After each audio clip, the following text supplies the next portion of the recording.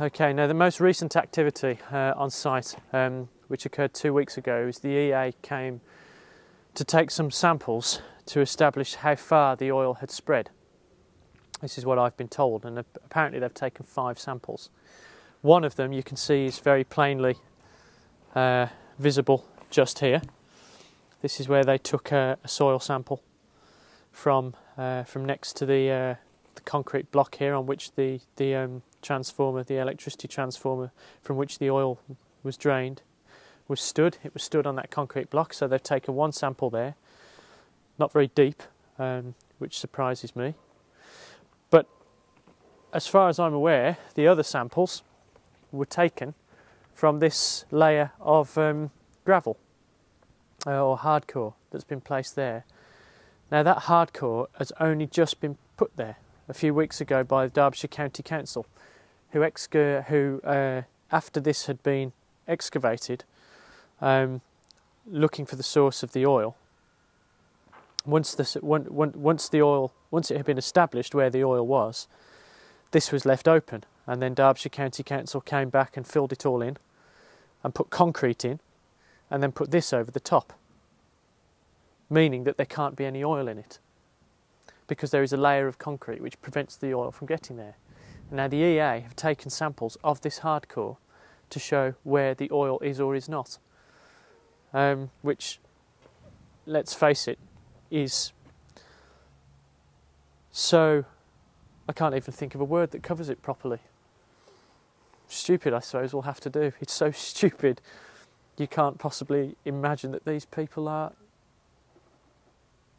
government officials, supposedly operating to the highest professional standards, with a degree of expertise in these matters that renders them suitable to be the people in charge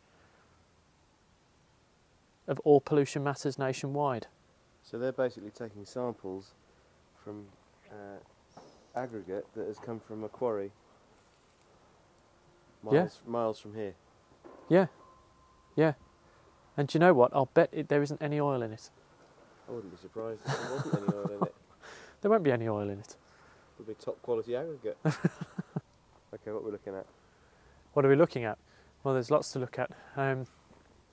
First of all, we can have a look at these effluent tanks, which we've all seen before. But water was pouring off the drainage from the roof yesterday.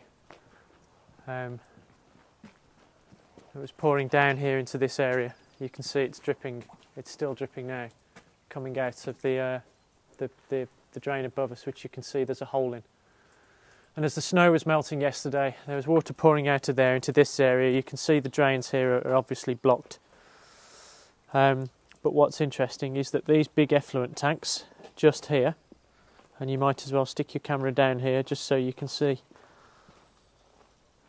that there is stuff in them.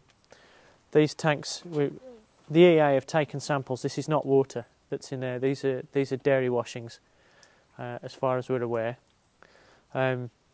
which means they contain a mixture of milk and chemicals, both of which are serious from the point of view of the health of the river. And these tanks are not filling up with the water, which means they're leaking. So there's only one possibility, is that when you've got tanks leaking like this, is that it will reach a water course. And of course, just here, just a few yards from these tanks, we know that there's the big culvert that runs under the ground, just where you can see the ground has been dug up, just here.